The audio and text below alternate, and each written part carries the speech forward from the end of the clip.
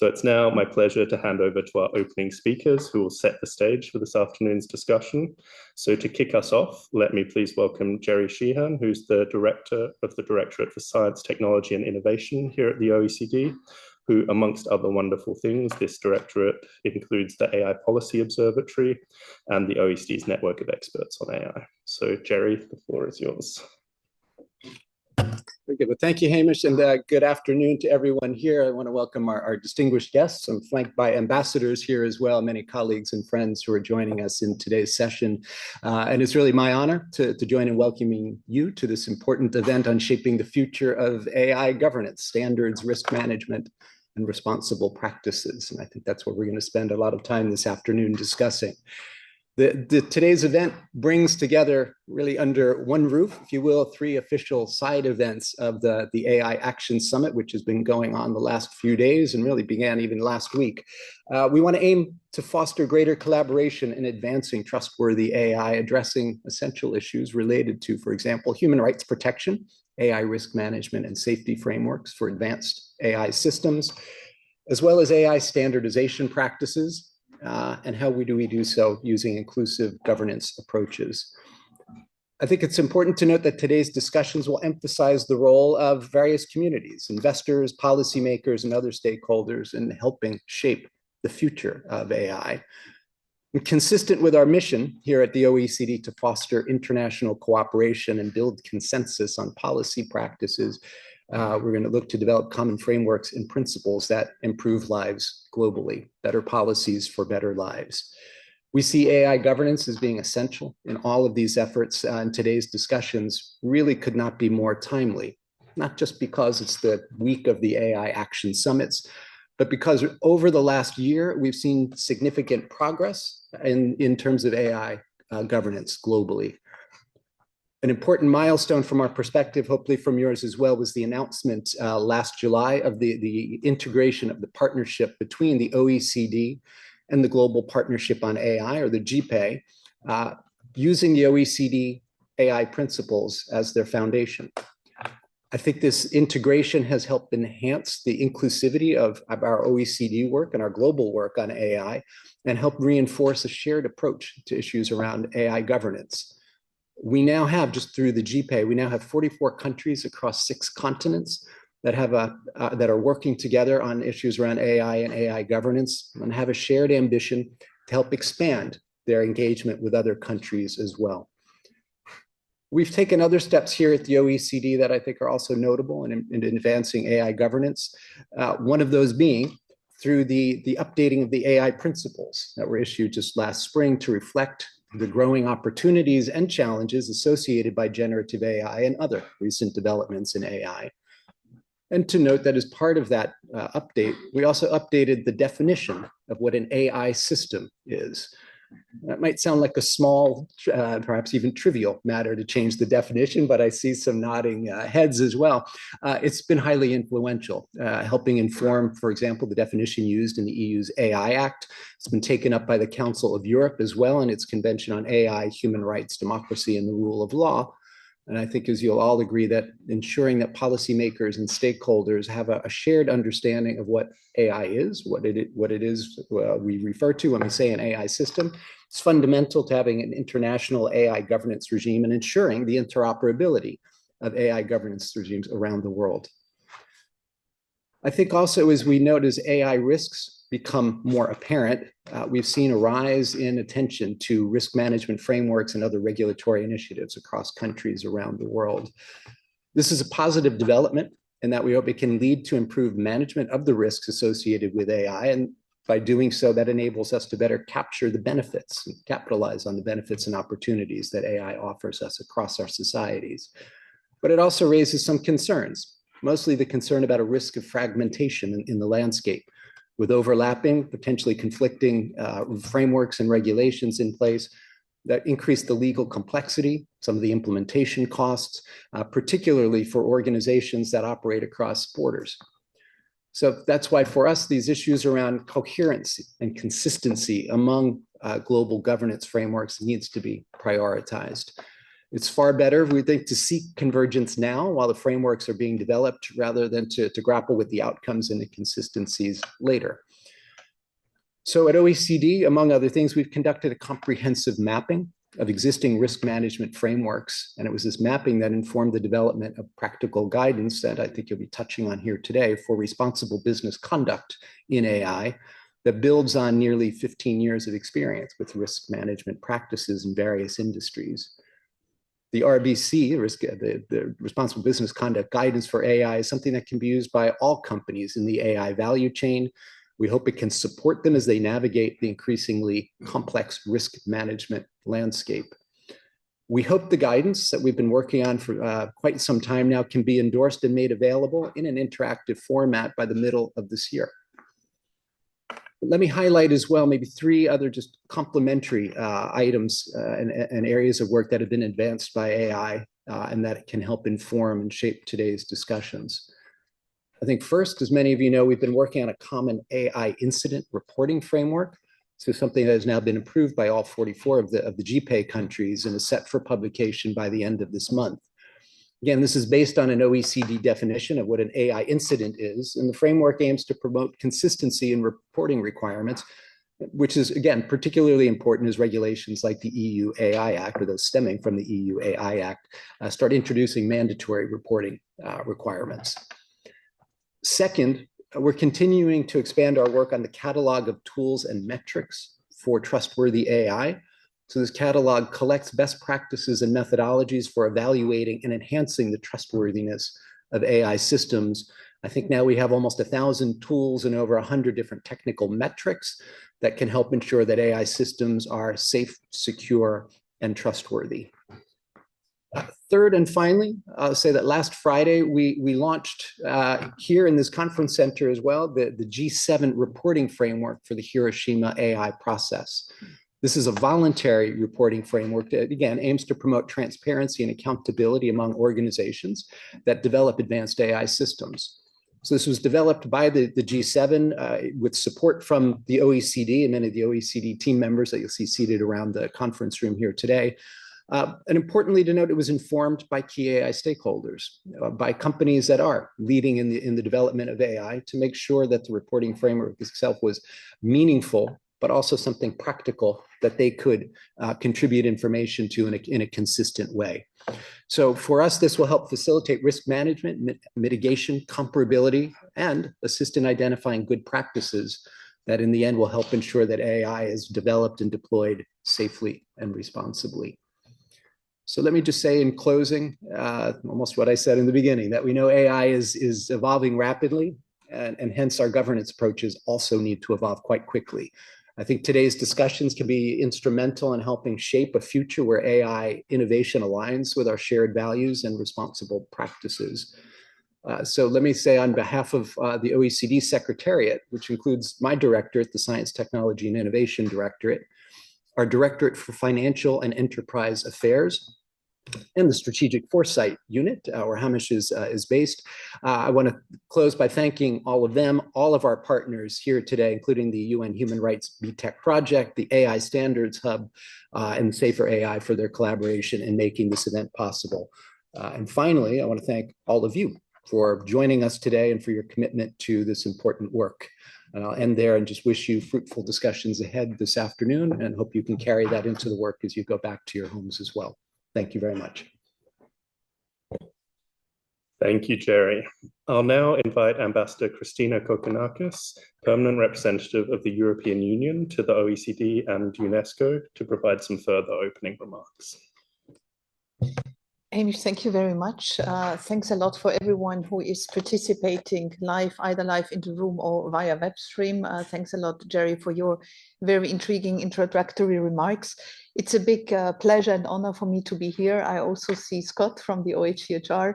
Isabel is also here. Many thanks for having invited me. Thanks to the OECD, to the OHCHR, of course, to AI Standard Hubs, and to Safer AI. Let me start by putting a bit of emphasis on what is going on currently, namely on the discussions on the impact of AI we have currently across the globe, and that have really taken center stage of our daily discussions. They touch upon nearly everything we can imagine, be it education, the world of work, be it climate, energy, just to name a few. And in that, the more people get to use AI and digital and new and emerging technologies, of course, the more they want to know how to use them safely and how to navigate safely through AI and through the digital. And also they want to know how their rights can be upheld while navigating through the different digital technologies. The European Union has been quite at the forefront in the past years already in creating a couple of new instruments, be it either the GDPR, be it the Digital Services Act, be it the Digital Market Act, or being the EU AI Act, which Jerry just mentioned. This EU AI Act entered into force last summer in August 24, and in fact, it is really the first legal framework on AI that takes a risk-based approach for the responsible development, but also for the use of AI, which combines a strong fundamental rights protection with, at the same time, the promotion of trust and innovation. And under this new EU AI Act, certain AI systems posing high risk to fundamental rights or to the safety of the people who navigate through the AI and through new technologies will need to comply with really strict requirements, including risk mitigation, but also data governance, documentation, transparency, human oversight, etc. And also just to name, there is a new European Office on AI that we established also last year in 24. It's an office that is based within the European Commission and which is responsible to oversee the EU AI Act's enforcement and implementation.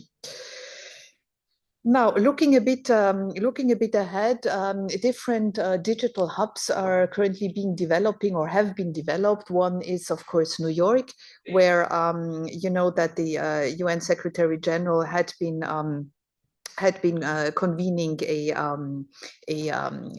advisory panel on AI, but where last year we also had the Pact of the Future with the Global Digital Compact, of course, and which get us lots of momentum. Geneva is another digital hub. This is why I think it's extremely important to have the OHCHR with us.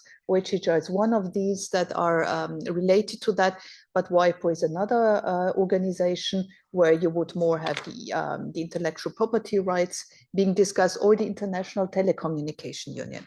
And then, of course, here, Paris, many thanks to the French government for hosting such an important summit at such an important time. It's crucial, and many thanks to the OECD, which has really been vocal since many years, together with also with the EU in pushing these topics. And then, of course, there's UNESCO also in Paris that does a lot of work on AI. So we are really having a great environment here in Paris. But for us now, for the European Union, we really want to go a step further. I'd like to share a couple of lessons learned we have had during the past years while creating these different instruments. And also try to answer a bit the question whether a global blueprint for other legislations could be, whether we could be as EU really offer this global blueprint. When we created the GDPR, many said that it will not work. We were maybe a bit ahead of the curve when we did it, and we were really pioneering this. But it works because our basic line is that rights that apply offline need to apply also online. And they need to be enforceable also online. So, so this is really our compass, and this is in line also with the EU 2030 Digital Compass. Let me mention a bit the Brussels effect. This has become a sort of buzzword in the last years. And what is it? What is it really? It's about empowering citizens. We try to first start with our own citizens, with the EU citizens, to empower them to navigate safely the digital space. And why? Because people are really gaining more and more awareness that bad things can happen to their rights, or that their rights would not be respected online. We have seen that in the different pre-election phases. We've been witnessing in the past years disinformation, misinformation, or even data breaches used against users online are nearly on our daily plate. Let me just mention one of the lessons learned. How did we do this as European Union? We used, of course, the multilateral setting, but we also used a bottom-up way of doing things. So we engaged proactively with all stakeholders, with civil society, with in the form of dialogues, and we didn't impose anything on EU citizens. So the EU AI Act is really the result of a bottom-up approach, as opposed to what we see quite often, that governments would like to impose their way of thinking. The EU is, on the other side, of course, ready to listen. And this is why the OECD is such an important environment for us. We are ready to listen to other stakeholders, to other jurisdictions also, so as to see whether our way of thinking could be a blueprint for others. What we can share is that there is a huge ownership of EU citizens when it comes to the EU AI Act. And it is really also important when it comes to scale up technologies, because people need to feel safe with the new technologies. Otherwise, they would have some second thoughts in using them. And last but not least, I'd like to share one more thinking that through the multi-stakeholder approach here at the OECD, but also, of course, through funding. And I did not start with the funding argument, because this is what you always hear from EU representatives: funding, funding, funding. Yes, we pay a lot. We will continue to pay. But in my list, it's only the third point. But it's important to mention. So through funding, we really try to push a rights-based approach to digital and to AI. We have several projects here, of course, with the OECD, but also with the OHCHR, and also with the ITU, by the way, as well as with a lot of African countries. Now, to close up, if we look ahead, what is the most important thing now from the side of the EU is to listen, to try to understand what other jurisdictions want, but also to implement what we have created. This is not so easy, but it's really implementation, which is key in the coming years. Thank you very much. Thank you, Ambassador Kokkinakis. So I'll now invite Scott Campbell to provide his opening remarks. Just before I do that, it looks like the room's already getting quite full. So if anyone needs to move on to the listening room, remember that's available. So if your colleagues are struggling to find a place to sit, the listening room is also available. And a quick reminder that we also have interpretation available in English and French. So the headphones for that are in the seat pockets.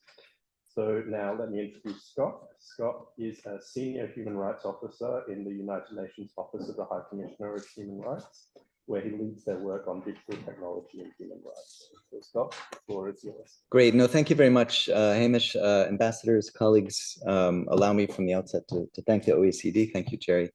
And the AI Standards Hub, the Harvard Carr Center, and Safer AI for co-organizing this event with us. I think it's a challenging time for this discussion. I think might be an understatement, but something we do need to think about. I believe all of us, from our various perspectives, are up against some very serious headwinds, as likely you've felt over the days of the summit and over the past several weeks. With that in mind, I think I should be very brief in my comments, and I will try to be very brief, as we have a room full of experts, diverse expertise, and I think today is really an excellent opportunity for us all to exchange, to learn, to see how we can strengthen various collaborations, several of which were just mentioned, and move things forward together in these increasingly challenging times for AI governance. I did want to take just a minute, however, really to salute the leadership and the partnership of the OECD, the European Union, Denmark, and along with expert organizations such as the AI Standards Hub, Safer AI, and the Turing Center.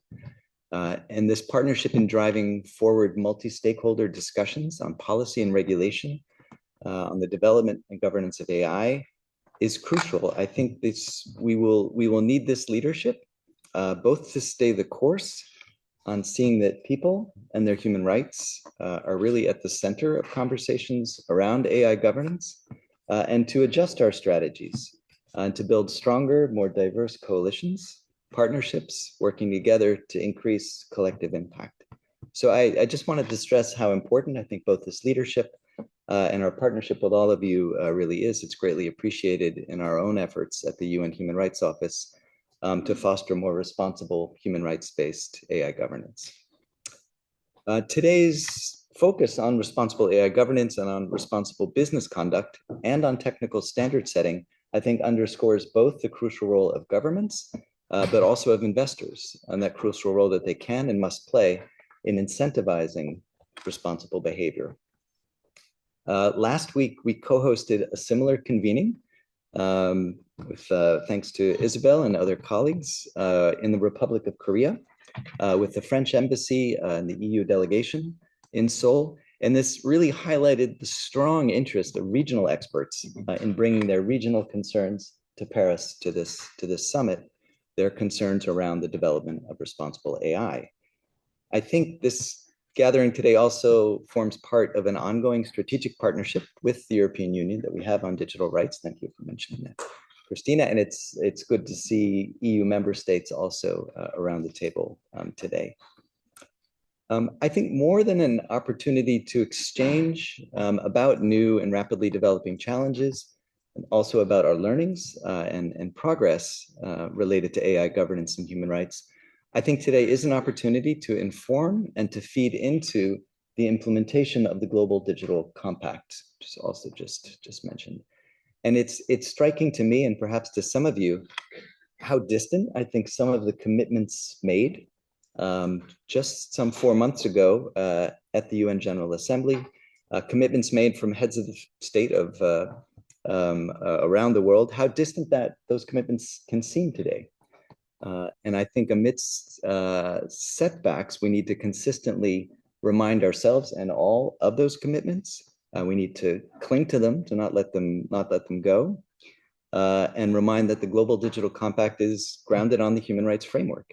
This consistent legal global frame, and that I think Jerry pointed to very appropriately, that is so needed and that can allow us to move forward on action for AI, translating into action towards AI that benefits people. I'm pleased today to see that the discussion will dive into the important question of different types of investors engaging with companies in developing and deploying AI in a responsible manner. I think this is really crucial for shaping responsible and rights-respecting AI innovation. Our own office has engaged closely over the last 5 years with a growing number of investors and companies under the auspices of our BTEC project. The BTEC project promotes the application in practice in real company world of the UN guiding principles on business and human rights. And this is done through a community of practice, which entails regular, frank, and constructive dialogues with some 20 of the world's major companies. And finally, I'm pleased to see we'll have a dedicated session today also on the importance of integrating human rights into technical standard setting processes. And this is a relatively new area of work for our office, but one that is having and will continue to have deep repercussions on a range of human rights that are not frequently considered in tech standard setting fora, from our rights to privacy, freedom of expression, to also our social and economic rights. And I think the importance of this topic cannot be underestimated. So this was my effort to be brief. I probably won't get a passing score on that, but I really do look forward to the discussion today. And thanks very much again for the partnership. Thanks very much for that, Scott. So I'll now invite Florian Ostmann to provide, again, some opening remarks on behalf of the AI Standards Hub. So Florian is the Director of AI Governance and Regulatory Innovation at the Alan Turing Institute, UK's National Institute for Data Science and AI. So Florian, the floor is yours. Thank you very much, Hamish, and thank you for all of you who have joined us this afternoon. It's a real pleasure to be here and to see so many of you have decided to join us in the room and online. And let me also start by reciprocating sort of the expressions of appreciation from colleagues and express how deeply we value the partnership that we have sort of brought together in putting today's event together, working with the OECD, with UN, OHCHR, Safer AI for today, but also in the case of the OECD and UN, OHCHR, sort of the historic partnership that we've had and collaborating on various activities. So it's a real pleasure to be able to be here today. Jerry, the ambassador, and Scott, I think, have done a really thorough job at sort of more generally motivating the timeliness of today's discussion on AI governance in general terms. So I won't add much to that, but I'll take a few moments to share a bit more about the AI Standards Hub, our mission, and sort of the topic of standardization, which can be a bit of a niche topic, not necessarily in the context of the OECD, because it's been a prominent point in discussions in the experts groups, but not everyone may be equally familiar with this field. So I'll share a few thoughts on this. I'll make those remarks on behalf of the AI Standards Hub. I'll briefly mention the AI Standards Hub is a partnership between three organizations: the Alan Turing Institute, which is the UK's National Institute for AI, the British Standards Institution, which is the UK's national standards body, and the National Physical Laboratory, which is the UK's National Measurement Institute. And we're working very closely with the UK government and are also funded by the UK government. Now, we launched the hub 2.5 years ago. And our mission in a nutshell is to advance knowledge sharing, capacity building, as well as strategic research in the area of AI standardization, especially thinking about international activities in AI standardization. So the kinds of standards that we are focused on are standards developed in formal standards development bodies such as ISO, IEC, IEEE, or CEN-CENELEC or ETSI at the European level. And 2.5 years ago already, it was very clear that standards developed in those organizations are a key component for a mature AI governance ecosystem and also a critical enabler of AI assurance. It was also clear that the landscape for AI standards development is rapidly evolving, with a large number of relevant organizations developing an ever-increasing number of individual standards, so that creating challenges for stakeholders to navigate this landscape. And furthermore, it was clear that there was limited awareness among certain areas of the AI ecosystem of the significance of standardization. Given sort of the wide-ranging societal implications of AI, it's clear that it's critical that all relevant stakeholder perspectives are captured and reflected in the development of AI standards if they are to be effective. But certain groups find it more difficult than others to engage in those processes. And so civil society organizations, for example, who have important contributions to make in terms of expertise, can find it difficult, might have limited experience with standardization as a process. In the private sector as well, small companies, startups often find it more challenging to engage compared to large companies, for example. So with all of this in mind, we set out on our mission to, on the one hand, simply help stakeholders to navigate the space, but then also importantly, help those groups that are less actively involved to become more actively involved. We developed a range of resources, an online platform, and a program of events, a program of research to address and pursue that mission, and have been really pleased with sort of the growth in the community and the user community and user base that we've seen, including at the international level. And so over the last 2 years, we've developed increasingly a range of highly valued partnerships, including with the OECD, including with UN OHCHR, to sort of jointly pursue our objectives. Those of you familiar with the OECD catalog for tools and metrics for trustworthy AI that Jerry mentioned may be aware that we have linked our AI standards database with the OECD catalog, which has been a really important step in sort of sharing that knowledge more widely. And against the background of all of this work, especially at the international level, we thought very hard, what can we contribute to discussions in the context of the AI Action Summit? Now, we've seen over the last couple of days, those of you who followed the main event, standardization has come up in several of the panels that I attended, for example, but there hasn't been sort of a dedicated space to go into the topic of standardization more deeply. And so we're really pleased to have this opportunity today to have a space for a deep dive on this topic. So our team from the AI Standards Hub has curated 2 sessions that will sort of form the end of this afternoon's proceedings. One session will look at the lay of the land in AI standardization and also the evolving relationship between standards and regulation. And we'll then have another session that's looking at the role of civil society and the role of human rights in the context of AI standards development. But the other sessions will also touch on standards. And so we're really pleased, with the synergies across these different elements in the program. And I'm sure we'll have interesting discussions that have sort of a common thread throughout. A last thing that I'll briefly mention is that there'll be limited time this afternoon. There's a lot to discuss on any of those topics. And I wanted to briefly share that for anyone who is interested in going even deeper into the topic of AI standardization, the AI Standards Hub will convene a 2-day conference on the topic in March. We're very excited to be partnering with, again, the OECD, UN, OHCHR, and the Partnership on AI for this. More information can be found on our website. And so anyone who after today's event feels they're interested to go deeper into this topic, we'd be delighted to hear from you and to welcome you either in person or online at that summit. And yeah, so once again, thank you, especially to the partners, and I'm looking forward to this afternoon's discussions.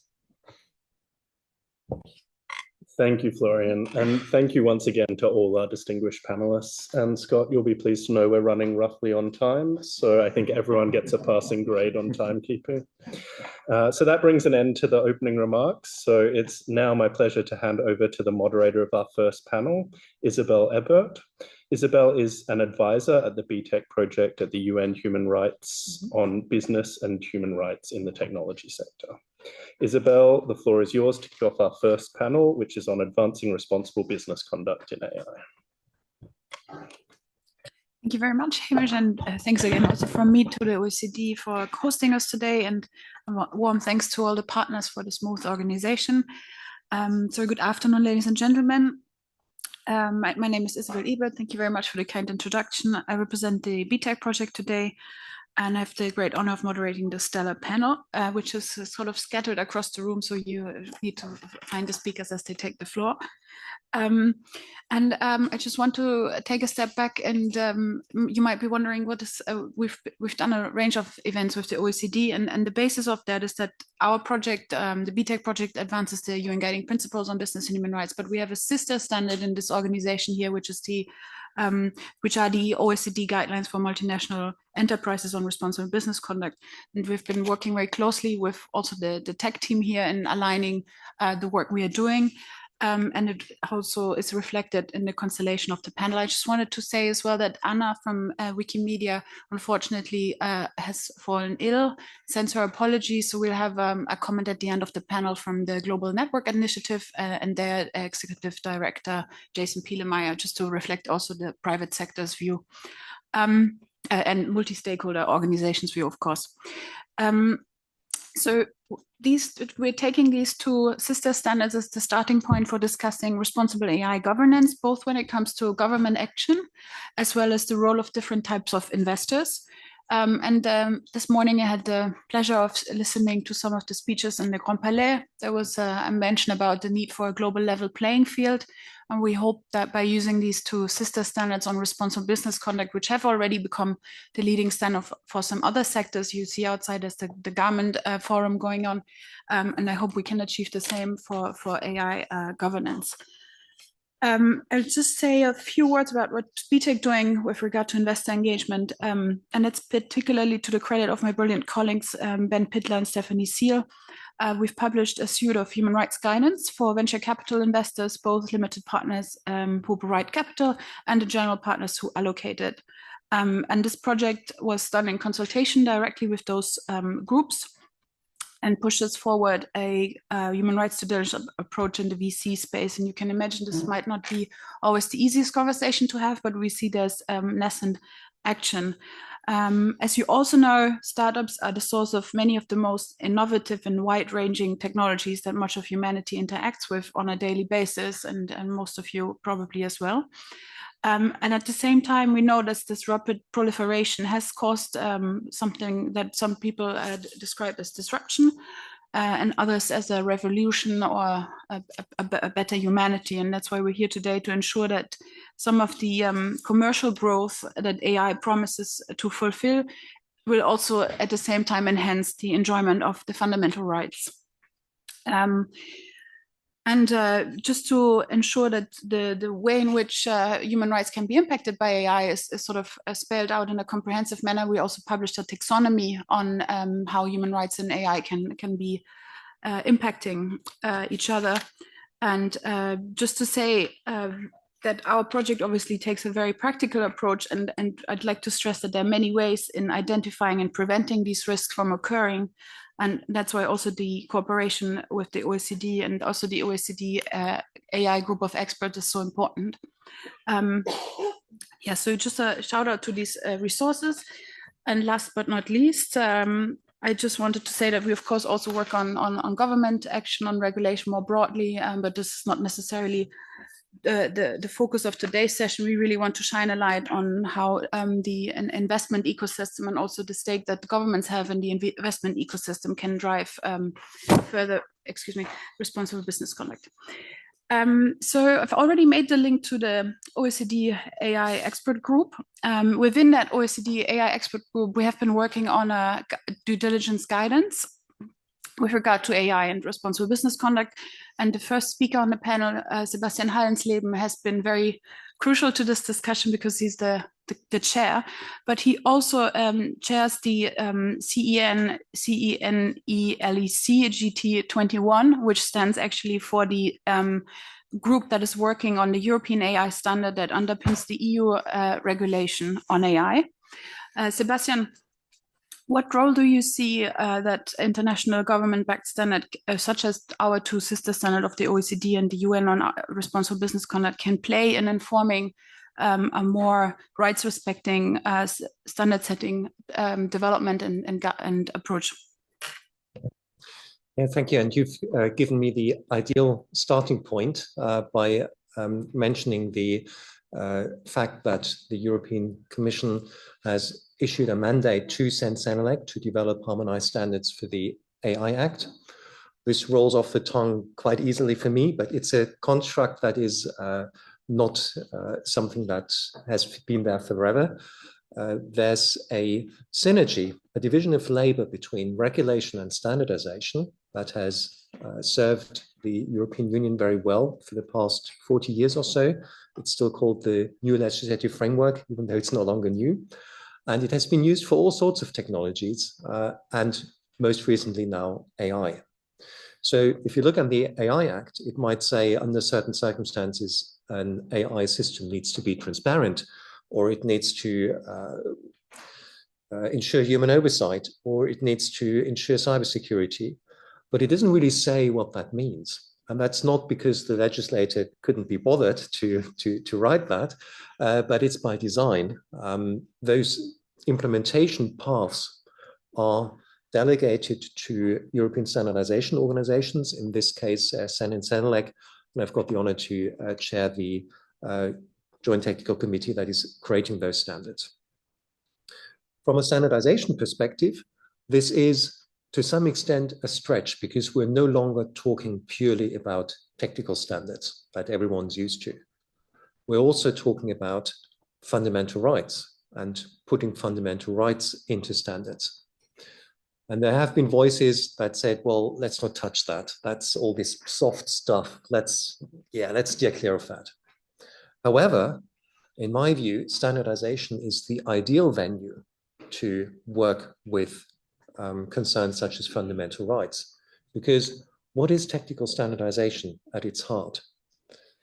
It consists of two steps.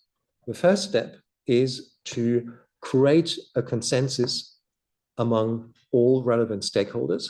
And in the case of AI, this is a very broad spectrum of stakeholders, not just industry, but also academia and civil society.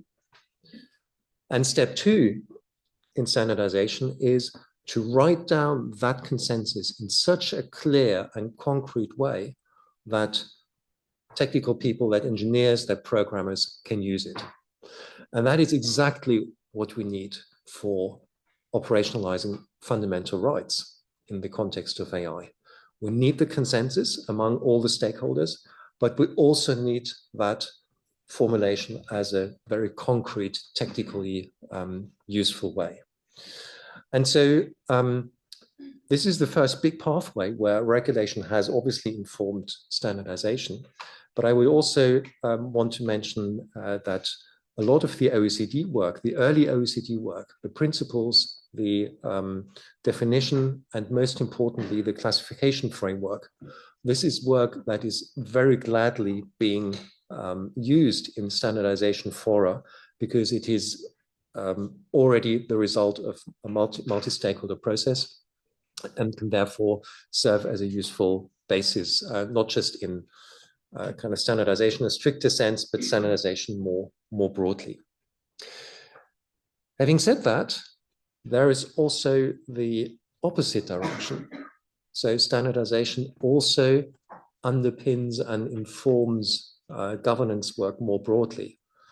And the example I'm most happy and positive about is indeed the OECD Responsible Business Conduct Framework. We started in the expert group, I think a year and a half ago, or maybe 2 years ago, to consider, well, if we expand the existing Responsible Business Conduct Framework to cover AI governance, are we building yet another risk management framework to add to the half a dozen or dozen risk management frameworks that are already out there? And we very quickly concluded, let's not do that. And let's instead take inspiration from the European Division of Labor synergy approach and restrict the responsible business conduct framework to high-level objectives and requirements, and then point to standards as possible pathways for achieving those requirements, implementing those requirements. The mapping is not as formalized as on the European level, but nevertheless, if we say there's a certain requirement in the responsible business conduct framework, you can go to an ISO 31000, or you can go to the NIST RMF, or you can go to any number of frameworks that happen to be suitable to underpin a specific requirement. And so I would say there is a very good interplay between standardization, both technical and in a broader sense, and the governance work that happens in fora such as the OECD and the UN. Thanks very much, Sebastian. And I think also your work illustrates very well the different levels of abstraction that we have to deal with at the AI governance conversation. Of course, the very big picture conversations have been happening this morning at the Grand Palais, but then where the rubber really hits the road is often the standard setting space. Zooming out a little bit, I would like to give the floor to the acting tech ambassador of Denmark, Ditte. What are some of the practical actions that you see that policymakers and also international organizations can take? Sorry, I think it's cut off.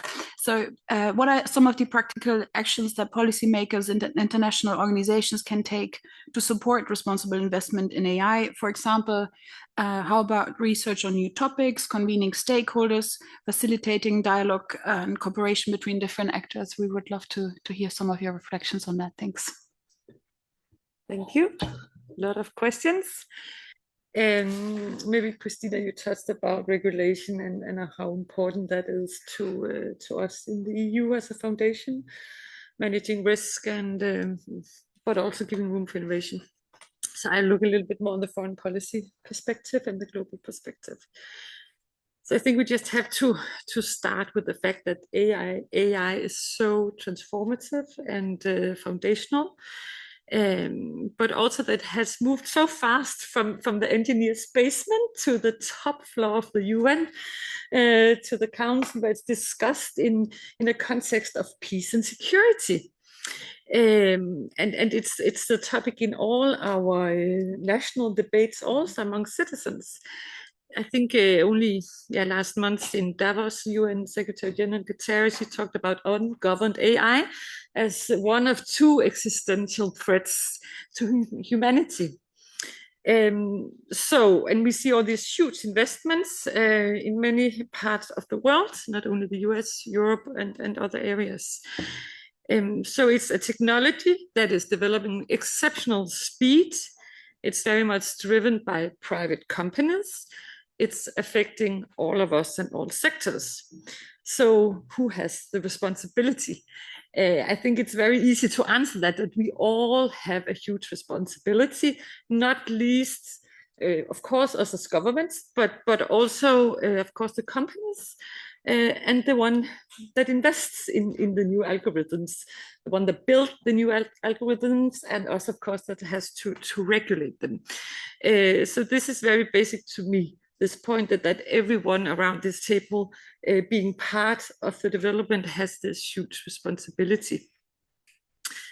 What we have done in the Danish Ministry of Foreign Affairs and with this special initiative we started 8 years ago, the tech diplomacy, is very much recognizing this development and the need for talking directly with the tech industry, that we need to have a more common understanding, being able to translate better. We need to understand more what's going on on the company side, developing the technologies. But it's not a one-way street. It's also a street that has to go the other way, where I think we have maybe one of the first one who really supported and saw the huge value of the BTech project, having this human rights framework being discussed directly with the industry, not only as principles, but in practice. How do we translate this into practice? And I would say actually being here at the AI summit this morning, I went to a breakfast with a lot of financial sector and actors and companies.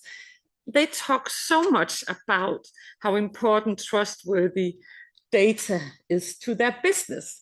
So it's not only about taking on the responsibility for tech has to, of course, deliver to humanity and to live up to human rights, but also that it's good for business. This is very clear when you move down to some of the applications of AI as we go further, be it in health, be it in finance, and other key areas that you have to be able to trust the technology. So this, I hope, will also be part of the discussion. And here, actually, also at the Deep High meeting on Sunday, there were so many countries, not only from EU and us, who really appreciated the guidelines from OECD as a basis for drawing new strategies. And as I see it, these guidelines we have in the OECD is very much also linked to the work OTHR are doing, the human rights space underneath. So for us, this multi-stakeholder engagement is more key than ever, looking at the actors involved, looking at the speed of the technology, and remembering that, of course, we see fragmentation geopolitically. We all have to do ours to be part of this race. It's also about our national security, these technologies, it's about our economic security, but we have actually also managed to have some global framework. And Scott, you mentioned the Global Digital Compact, and it is a little bit of a North Star that we managed to have this global framework where the human rights are the foundation of it. This we all agree globally. So, and I see this action summit also very much linked to how to implement this commitment we have to this one. So let's see how we can all do that. And also just on the Global Digital Compact, what we will concretely do, we also have an office in Silicon Valley, actually, together with the EU also, which is very, I think, a very practical testimony to that we really mean this dialogue. We will also try to have these dialogues, and what does it, the Global Digital Compact, mean also for investors and companies, and how can they support this? Because this has to be a global dialogue. It's not only the tech makers, it's the tech takers, it affects all of us. So thank you. Thank you very much, Dieter. And now we've talked a lot about investment, but I also want to pick up the point on trust that you mentioned.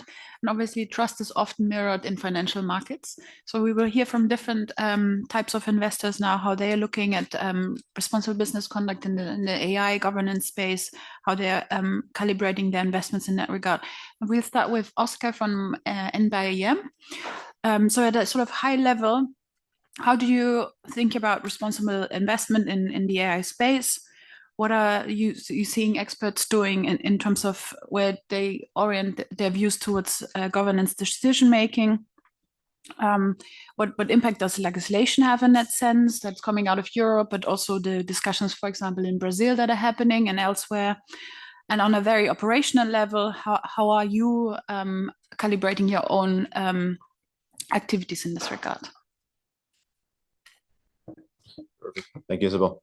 Yeah, so just to give a bit of background on us first. So we manage the Norwegian Sovereign Wealth Fund. We're invested in globally, publicly listed stocks and bonds, mostly, and some real estate. So with that, of course, we have a large exposure to just technology in general. I think, and as of year end, 20% of our portfolio was just in US tech, and that's just the nature of concentration around these assets. And you can go into sort of concentration risks, but that's more of a financial discussion. But the point is that this is very, very material, and it's something we see as very important. So then, how do we actually engage with these companies on responsible AI?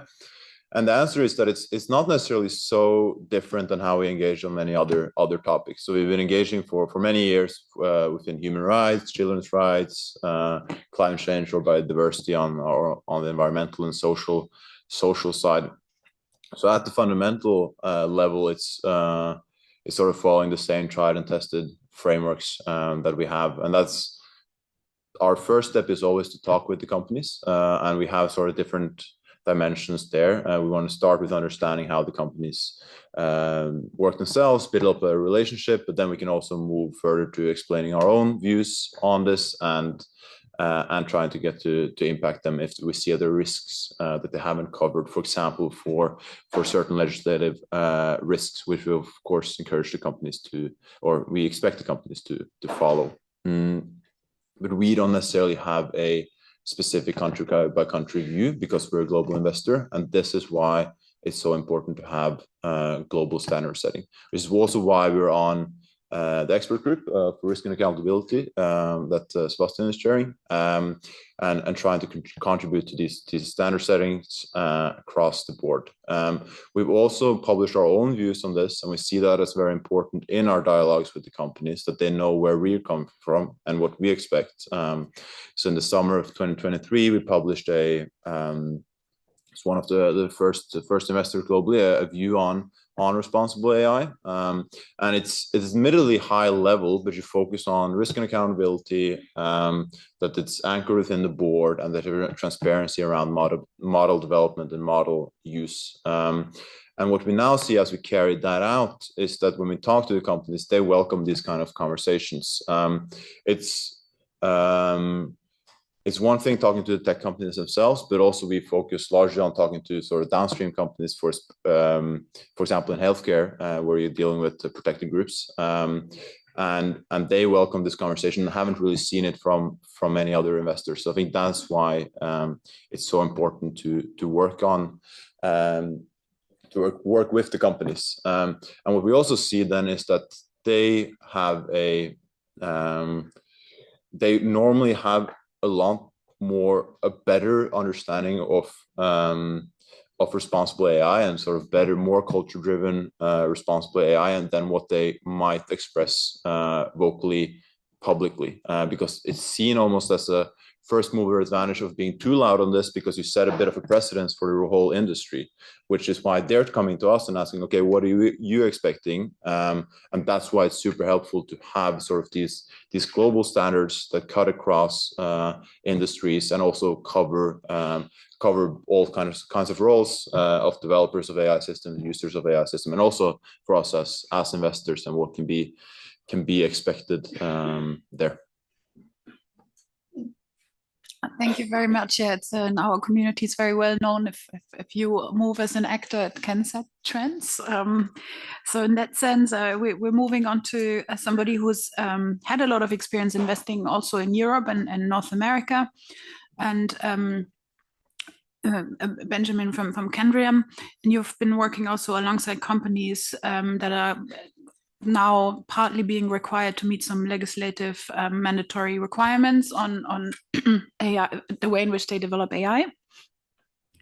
And how do you frame these issues for the companies? What type of language do you need? How do you try to get them to see the big picture behind this responsible investment agenda from a sort of human rights point of view, to kind of move from the sort of short-term compliance to a bit more long-term sustainability? Thanks. Thank you, Isabel. Thank you very much for inviting investors to this forum. So there's two races going on right now. There's a race for development and there's a race for regulation. And those two races are happening at a completely different pace. Let me tell you, for example, I mean, we just talked a lot about the EU AI Act. It was first proposed in 2021, in April of 2021. It actually came into force in August of 2024. So over 3 years. Oops. Just so over 3 years after it was first proposed. So during that period of time, many things happened in AI space. Okay. And of course, you've got to think that during this period of time, it's going to be extremely important for actors to act very in an ethical way, because what's happening is we're having development happen at an incremental pace, where regulation is always going to have this kind of 2, 3, 4 year kind of time frame. Okay. So not only is regulation a little bit behind, but it's also in some respects slowing. We are seeing it in the US right now. The new administration has rescinded on the White House AI Act from 2023. Not on AI, but we are seeing some sustainability regulation in Europe being diluted as we speak. I'm talking about the taxonomy, the CSRD, and the CSDDD. So those two, we're seeing those two races happening, and clearly, regulation is not catching up. So, as a responsible investor, we have to be invested in this space. I mean, Oscar mentioned how big technology firms are in indices. Not only how big they are, but how much they've contributed to the performance of indices. So what can we do as investors? Well, our party is that it's important we speak to them, we engage with them. We're part of a group of 60 investors under the umbrella of the World Benchmarking Alliance, and we are having this action of speaking to companies. So what are we asking them for? So we started by looking into how many have policies, principle, or just guidance on AI, or responsible AI, or ethical AI. So we monitored 200 companies, and we started looking at this in 2021, and only 15% of companies actually had some form of published guidance. And we did a tally again just a few weeks ago. How many do you think actually have today some form of principle, some form of policy? Okay, think about this. Only 37% of companies have something out there. So that's their, that's talking about North Star. That's their ethical compass. So only 37% of them have something out there. So that we think that's quite worrying. Obviously, it's moving in the right direction, but it's not fast enough. So we're having this dialogue. So we're obviously asking for them to publish these guidance, to have the right governance in place. But what does that mean? That means, having internally the right expertise, but also engaging with outside stakeholders, with civil society, academia, and then we're digging into operations. Are you doing impact assessments? Are you doing due diligence? Are you checking what your customers are doing with this AI that you're selling, that you're developing? Or how are you using AI? Are you creating biases? So I really like what Sebastian said earlier on about setting standards. One of our technique as investors is when we speak to investors is we like to understand these standards, and we actually, for them, we call them best practices. So what we do is we say, hey, look at this company. It's got a great ethics committee with, these great people. Why can't you do it? Or when can you do it? Okay. So it's kind of like playing those companies once against, the other in terms of best practice. So we're out there promoting ethical AI in this way, in a very kind of, engaging and dialogue way. I'll leave it there, Isabel. Perfect. Many thanks. Well, at least a little bit of progress from 2021 to this year. I think also the uptake of the UNGPs in some other sectors, and then the sort of investors following has been not always very fast, but it has been at least steady. And that's, of course, where we want to go with responsible AI as well. Now turning over to Hannah. You are advising companies on how to build responsible and ethical AI policy. What type of criteria are you looking at in terms of existing principles? We've heard from Benjamin that there's a little bit room for improvement, one could say. What are you looking for in terms of regulatory readiness? Can you share perhaps an anonymized example of one of the firm's teams that were sort of resistant to this agenda, or one success case? And what would be your advice to LPs who are enabling these investments? Sorry, it's my first rodeo. It might be worth actually explaining who I am, because that is me, but it's not really why I'm here. So I founded an exec chairwoman of a non-profit organization called Venture ESG.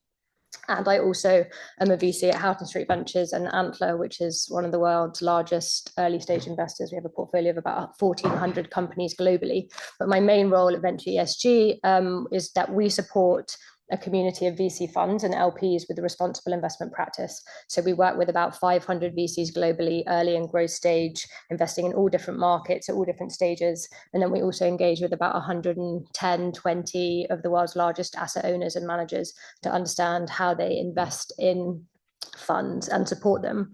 But really our hypothesis when we started 4 years ago was that no one was really talking to VC funds about how to make responsible investment decisions. There were no guidelines, there were no toolkits, there were no frameworks out there. So for the last 4 years, we've been working with these funds to help share best practice. Last year, I think we did 130 events. We put together fit for purpose resources, and we train funds. And the reason we do this is that, to your point, is it Sebastian? Benjamin. Sorry. Oh no, God. If you look at the top kind of 9, 10 businesses, the largest businesses in the world by market cap, you'll find that about 7 or 8 of them received VC funding when they were getting going. So if you think about it, VC funds have a huge impact on companies, and thereby the companies that they sell to, the consumers who use their products, and the broader stakeholder environment. So our view is that if you can influence how these VCs make investment decisions and then go on to support their companies, you can help these companies lay really strong foundations, which means that they'll do all of these practices better. And responsible AI, ethical AI, whatever term you want to use, is a topic that is obviously coming up time and time again. And it's wonderful that organizations like BTEC and the initiative exist to bring these groups together. I actually have a question for the room. Put your hand up if you're a VC investor. Put 2 hands up. Put your hand up for a founder running a startup. Okay, so much better. But I guess that's my case in point, is that a lot of these conversations that we're having now are happening in a giant vacuum.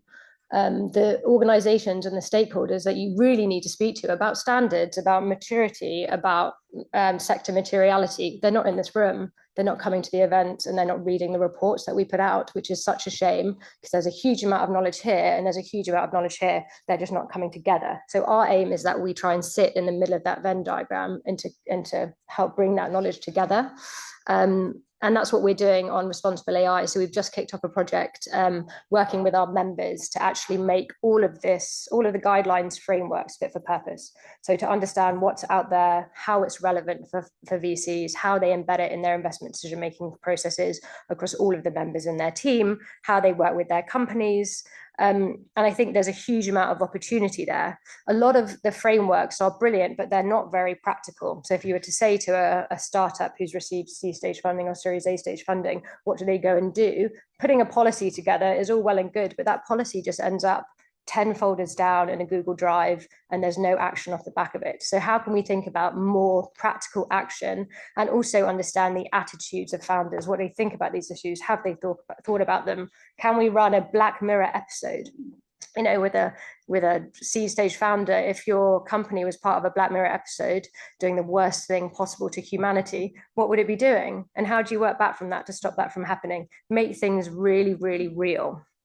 So it's less about having the policies and the documents, and it's more about having those conversations. When you meet a founder, when you're screening them, when you put them through due diligence, once you've invested, putting together that 6-month yearly plan. And you've got to do this on the basis of materiality and maturity. So it's very different. We've just invested in a company that's doing agentic AI for cold outbound. So helping companies reach out to other companies. And obviously, you know, some founders might be like, well, it's B2B sales. What could go wrong? But then you look at Gemini and, you know, the recent example of telling the child to commit suicide, and you realize that actually there are some really big concerns there.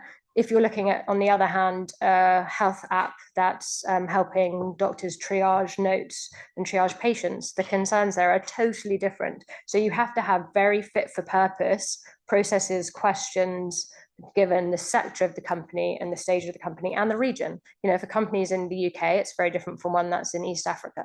So all of that needs to be factored into the guidelines and the checklists, that we call them napkins, that you might give your VCs and your founders. But I would say 37% for our community would be really impressive. When you said that, I was quite excited. I think there's also a really amazing opportunity here, not just bringing civil society and VCs together and founders, but actually for us bringing our VCs together. So I think you mentioned this, talking about case studies. We try and surface as many case studies as possible and encourage people to share. I think one thing that people like to do is they like to talk about when things have gone well, but they're not overly excited about talking about when things have gone badly. And I actually think the examples of when things have gone badly are way more useful than when things have gone well. So how can you create those trusted ecosystems where you put people in a room, whether it's this size or whether it's groups of 5, 10, 20, breakfast, roundtables, workshop, dinners, whatever it is, and to create a culture where people are happy sharing. And I think that happens at a VC level, and I think that doesn't happen at the moment at an LP level, to your last question, but LPs need to come together more. I joke, it's really hilarious. VCs love hanging out together. VCs, any excuse to go to breakfast, lunch, drinks, dinner, but LPs, for some reason it doesn't apply. So put LPs in a room, create those sharing collaboration mechanisms. You know, maybe it's a newsletter. We're experimenting with a lot of this and working with Paul, who's over there from Project Liberty, to try and educate LPs. And we recently released a report on how LPs are thinking about data and AI and human rights. And we're really actually encouraged by some of the work that AP6, so the Swedish state pension fund, are doing on human rights. They've been very proactive understanding how to break human rights down. But again, human rights, I haven't heard any VC ever use the term human rights.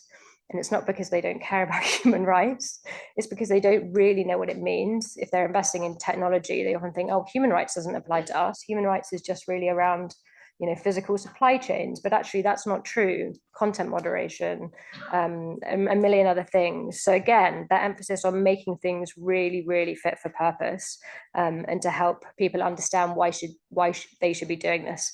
And I guess that comes to my last point around regulation. Like, regulation is a wonderful driver, and I think, you know, the big discussion here around what does Europe do versus the US, and I think, and maybe this is slightly controversial, I think we get too bogged down in that question, because at the end of the day it just comes down to good business practice, good governance. Those mechanisms are going to be in place whether the regulation exists or not. So regulation might be a driver, but how are the other ways that we can talk to VCs and to founders to get them to care about this? And that could, I mean, we always talk about how is doing this going to help me grow? How is it going to help me raise money? And actually teasing out these stories of commercial drivers. Antler recently put a report together on how funds in companies integrating ESG go on to have greater commercial success, but I would say it's largely correlation, not causation at this point in time. But can we tease out more of these stories and actually map the narrative around why it makes good business sense doing this? Thanks. I think that was very illustrative, and maybe Benjamin and you can meet in 5 years' time here, and you're also at the 37% awareness raised. So I think we've covered a lot of the investment sort of value chain, the different actors, but we haven't really heard about how are companies actually impacted by sort of investors asking perhaps critical questions. We didn't want to put necessarily an individual company on the spot. That's why we also had opted for Wikimedia, who are sort of often the unicorn in this platform space. Thanks for volunteering, Jason, to jump in. So Jason is the Executive Director of the Global Network Initiative, and he will provide some reflections, what he's hearing from the companies that the multi-stakeholder organization works with.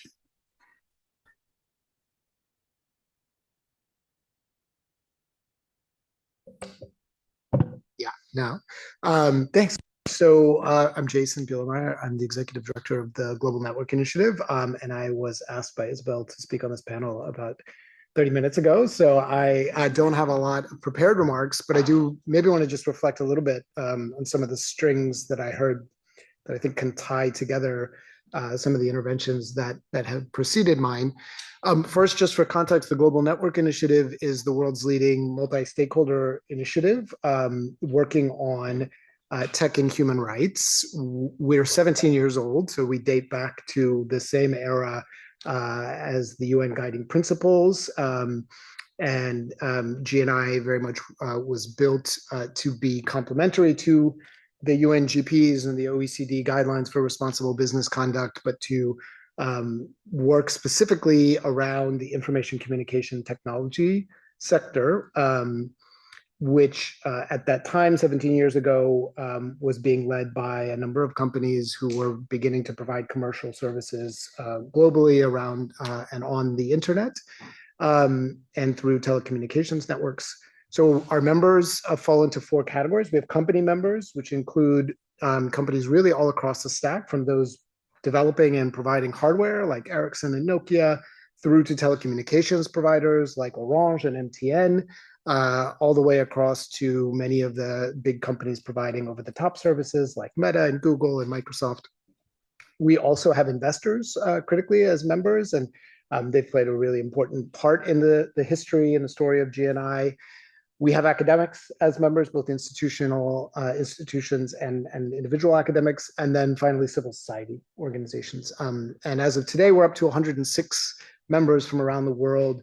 And we've really seen a lot of growth in recent years, in particular from organizations outside of Europe and North America, which is really important to us, as we are, after all, the Global Network Initiative. And I think it's a sort of element that I want to make sure to bring into this conversation, the importance of, in particular, looking at the majority world, the global majority, where a lot of the risks and impacts of technology are most salient and most immediate. I think if I had to sum up what I've heard so far today in one word, I would say that the impetus here is for more coherence in our approach to AI and sort of understanding and making sure that AI is respecting human rights. I think coherence really involves two key elements. One is alignment. So in order for all these various efforts that governments, international organizations, private actors are taking to be supportive of one another, they need to sort of share certain directionality. And I think, as Scott was saying earlier, the international human rights law framework really should be the lodestar for responsible AI. Ethics, there's nothing wrong with ethics, but ethics is not hard law. Ethics is debatable and dependent on different cultural understandings. International human rights law is law, is understood, has an entire framework of both treaties as well as institutions that give it substance and solidity and sustainability. I think the other part to complement alignment that we need is coordination. And there, obviously, institutions like the OECD and the UN can play a really fundamental role because you are over so many different topics and spaces, and you intersect and touch so many different stakeholders. So, hats off for the work that you have been doing, and I hope that we can continue to partner with you and sort of rely upon your leadership in sort of helping to make sure that we're all aware of each other. And as we touch different parts of this elephant that is artificial intelligence, we are learning from each other. We are making sure that we're not duplicating efforts unnecessarily, that we can build on each other's work. I guess maybe if there was a third key element, it would be trust. And maybe that's where I'll circle back to GNI. So the Global Network Initiative works by bringing these 100+ different stakeholders together, in part because we have an accountability mechanism. So GNI, companies that join GNI agree to implement this set of principles, this framework for responsible decision-making around, our focus is really freedom of expression and privacy. But that's not just a rhetorical commitment. They also commit to being assessed through a process that the Global Network Initiative manages, whereby they bring in independent third parties. It looks and feels like an audit in many ways, but in addition to sort of the typical management standards audit questions about your systems, policies, and your organizational structure and hierarchy, and verifying that all exists and is being implemented and understood across an enterprise, we also bring in case studies, and that's why we don't call it an audit, we call it an assessment. Those case studies really are intended, Hannah, to sort of get at some of the when things go badly, right? So what are the sort of instances where these systems and policies are put to the test? How does that work or not in practice? What can we learn from that? And on the basis of what we learned through this assessment exercise, the membership determines whether each company is implementing this framework in good faith and making improvement over time. And it's really that improvement over time ratchet that really does a lot of the work, because it allows our non-company members to provide recommendations to the companies for how they can continue to improve their practices over time. So we see artificial intelligence as part of the ICT ecosystem. We don't think it's a separate sector that needs to be reconceptualized. We think that our framework for the narrow issues or not so narrow issues of freedom of expression and privacy that we focus on, we see that the framework and the assessment process and the broader conversations that we facilitate are fit for purpose to discuss AI, and we've been working to build AI case studies into our assessments, learning exercises into our membership discussions, and looking at the policy implications as well. For us, the focus going forward will be not just on sort of how companies approach AI, but also the role of governments. And so there, it's important to acknowledge the work that the Council of Europe has been doing with the Framework Convention on AI, and thinking of government impacts on AI, not just as regulators, but also as users, as investors, in their kind of procurement capacity. So we're hoping to do more work fleshing out and understanding that those different ways that governments can impact AI, and look forward to working with many of you on that going forward. Thank you very much, Jason. You've almost made me unemployed by giving a pretty good wrap up. But yeah, just to emphasize a few of the themes that I also saw through the contributions from my excellent panelists. Trust came up, and also building trust through consistency, coherence, and coordination. And this is exactly what we're trying to achieve by working very closely and with the OECD, with our sister standard of the UN Guiding Principles on Business and Human Rights, and of course the OECD guidelines for multinational companies on responsible business conduct. The abbreviations don't get any better than the full title either. But last but not least, I would like to give our partner a shout out, Rashad Abelson, who's been chairing the working group that is going to produce the RBC guidance on AI. Rashad, maybe you can come to the table and say a few words about it. Thanks. Thanks, Isabel, and excuse me. Sorry, also, I just found out that I would be speaking. So just to say very, very quickly about the OECD guidance, thank you, everyone who mentioned it. And thank you for your remarks. I think they really touch very nicely upon what we're trying to achieve with the development of that guidance: consistency, coherence, alignment to the extent that we can. And like Jason said, getting the right people in the room to talk about this at this very crucial moment. So Sebastian leading the Sentinel-like JTC process. We have colleagues from the US who are involved in the NIST framework, also part of that group. People from the Council of Europe as well, also part of that group, and many other organizations across the world from ASEAN, Singapore, Australia, New Zealand, and Canada, other countries across the OECD. So they're all part of that group. We're all working together to develop something practical and usable for companies. But that touches upon the solid foundations of international frameworks and guides companies across this landscape of the various frameworks that are most relevant for them. So like Sebastian said, what the guidance will do is it'll allow companies to see how implementing international standards relates directly to implementing the national frameworks that are most relevant for them. That guidance is in its final stages of development. Right now, it's being reviewed by our relevant government bodies here at the OECD. So the Working Party on Responsible Business Conduct and the Working Party on AI Governance are both looking at it right now. And we are anticipating to get their approval sometime within the next few weeks. And hopefully we can publish by the summer.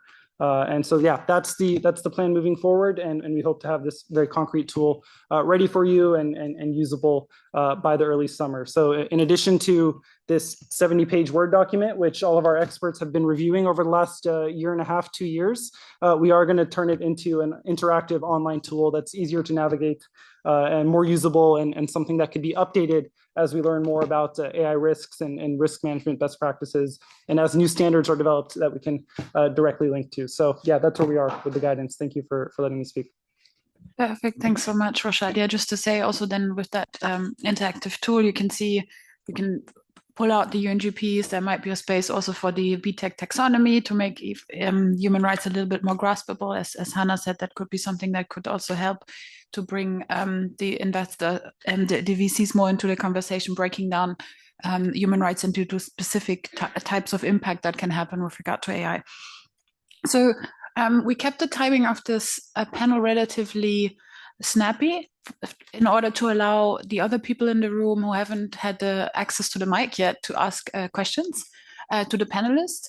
So I would like to open the floor for questions from the audience. If you could just please introduce yourself, your name and affiliation, and then I will allocate the questions to the panelists. So I'll collect a couple of questions now. Thank you. It's actually a comment, not a question. So I'm John Whittle from CSIRO, which is Australia's national science agency. Really liked the discussion around ESG and how to put tools into the hands of investors about how to understand what responsible AI means. And I just wanted to flag but we have done some work with a boutique investor called Alfinity, and have developed a framework combining ESG and responsible AI. So that report is actually, or that framework is publicly available. You can just ask ChatGPT what the best AI ESG framework is, and hopefully it comes back with that one. If not, it'll definitely come up in Google. But I think it's really, really important that we do that kind of work. So really appreciated the comments, particularly of Benjamin and Hannah. Thanks.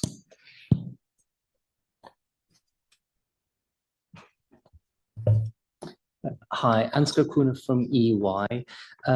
We heard, I think, very interesting contributions from the investor side, but also from others, I think, for which I'd like to just ask, to what extent is there interest, and is there already attention being paid to things like benchmarking efforts that are being made around identifying the level of engagement that certain organizations have or don't have with responsible AI practices, as well as the interest that may or may not already exist around good reporting practices, around not just the existence of perhaps a set of principles, but the level of actual implementation against those.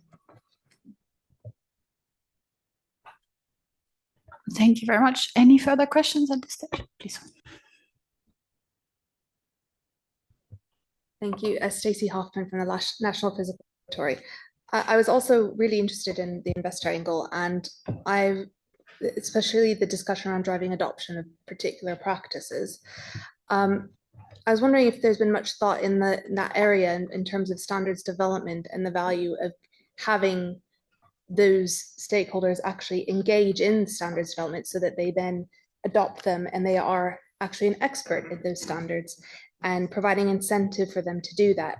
Usually the first barrier for standards engagement is money, and that could be an easy way to close the loop. Thank you. And please. Hello everyone, thanks a lot for the conversation, especially around investment. I'm Simeon from Safer AI. I wanted to ask, so in my mind there are two different types of actors in the AI realm, which are quite different. There are AI deployers, so I don't know, WhatsApp or Grammarly, who deploy large language models, but don't develop them. And then there are AI developers like OpenAI, Anthropic, Meta. And one thing that came up in our discussions with people at the intersection of ESG and responsible AI, like Oscar, is basically the fact that there are essentially 10 companies who are developing large language models. So it tends to not be a very large fraction of investors' portfolio. And despite this, it's a major fraction of the risk and of the overall effect on society. I'd be curious to hear thoughts on, if you see a way for investors to substantially engage with that community and shape the incentives. Thank you very much. So at this stage, I go back to the panelists. I think it makes sense to start with Sebastian. Maybe you can reflect on the potential roles of investors and perhaps also, if I understand you correctly, financing more diverse participation in technical standard setting or becoming a part of technical standard setting groups. Yes, so indeed, we currently do not have any investors in JTC 21, so you are very, very welcome. There is a very salient point here, and I'm glad you mentioned it earlier. As investors, you set priorities in companies.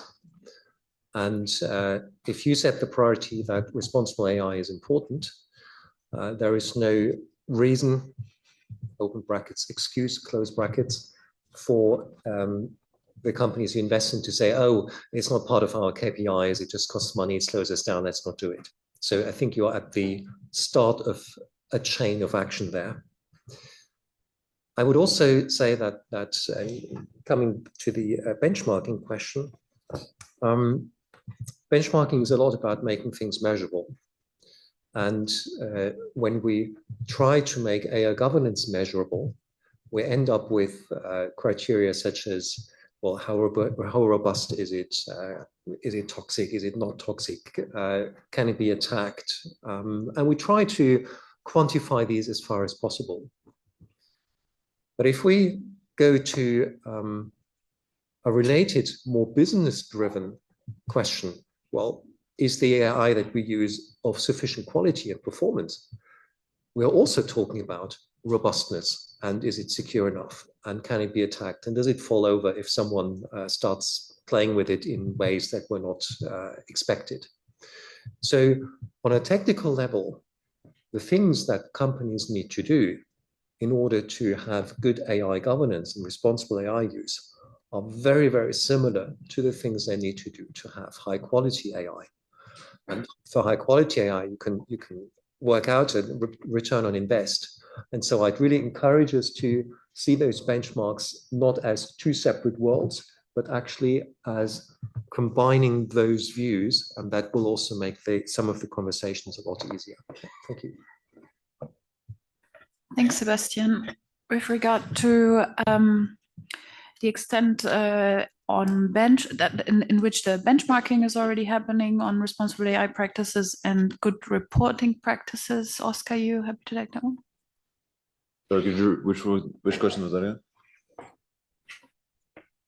There was one question about to which extent benchmarking on responsible AI is already happening. What type of reporting is actually good reporting, and what you're looking at, basically. Would you be happy to take that question? Yeah, absolutely. So this is, I think, where we lean quite a lot on external standards and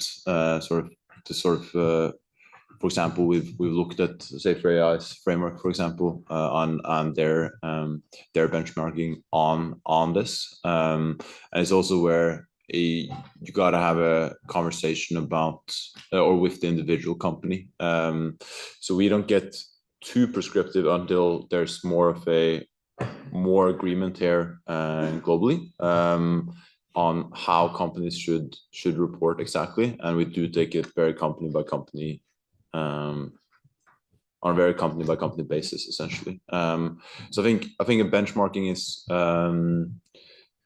definitely useful, but it goes back to the earlier discussion, right, on coherence on this, and making sure that we sort of have some sort of global standards.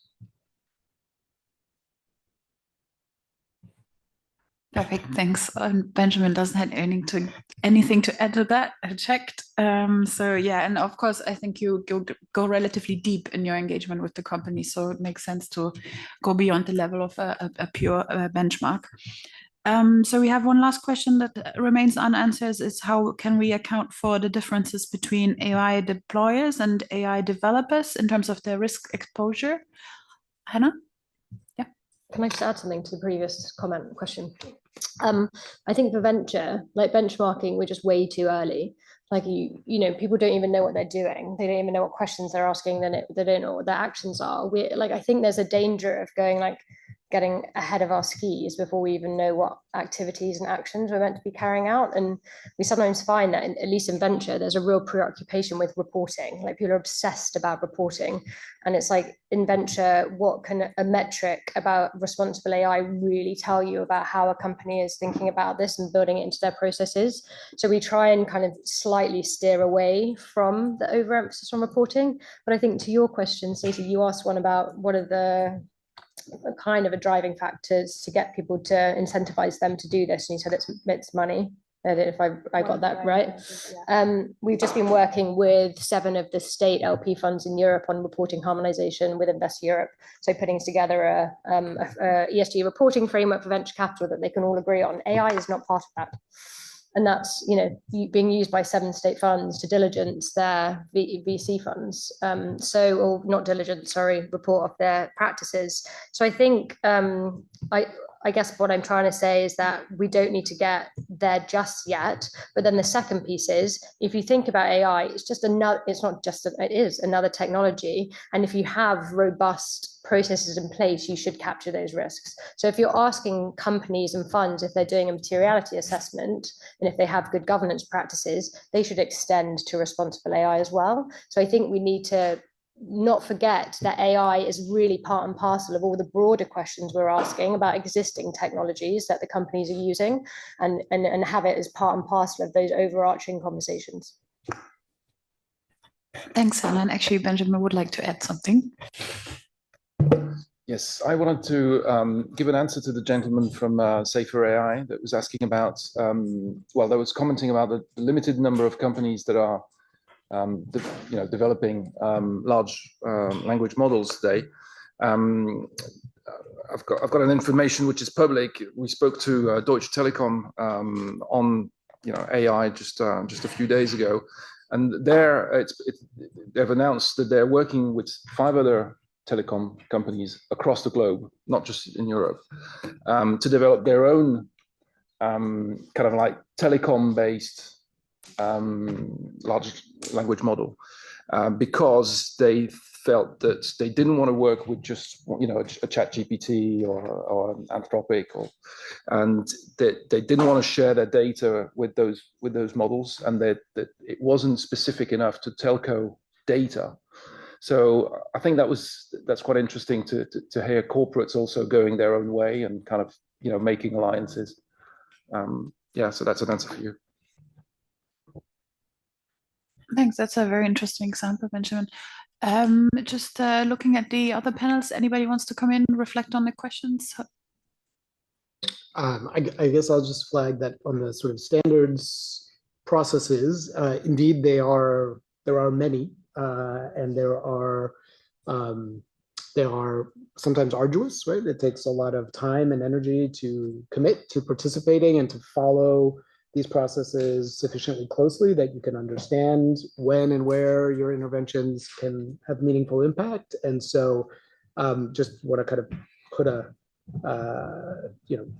flag down for the point about resourcing civil society organizations, academics, others who can bring sort of a human rights perspective into those processes, because that's not typically what and investors potentially as well, but that's not typically super represented in standards setting processes. And also just highlight that the UN, the High Commissioner's Office, put out a report last year on bringing human rights into tech standards processes. That wasn't AI specific, but clearly a lot of the work that was done there and a lot of the recommendations are quite applicable. So really recommend that to those of you who are looking at standards processes and thinking about how to make those as sort of meaningfully inclusive and as human rights centered as possible. Thanks, Jason, and thanks also for reminding us of the work of our colleagues. And also just to say on the technical standard setting work, we're continuing this work. Also, we're focused on AI, and that's also why we have the cooperation with the partners here. Then again, at the Turing conference in March and on technical standard setting. Oscar, you wanted to add something?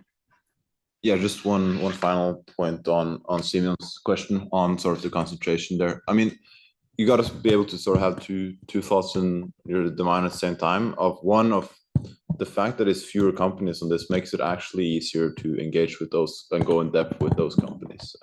That's equivalent to how you work in climate change, for example, where there's fewer larger emitter, and you can pick. It's easier to target a large portion of your emissions in your portfolio by targeting those companies. So that's one element, but at the same time, of course, competition is good, and you welcome that. And it's, for example, interesting to see DeepSeek and companies like that coming out with especially open source models, which I think adds competition, which is good in that regard. But then I think the bigger challenge is that a lot of these companies are private, right?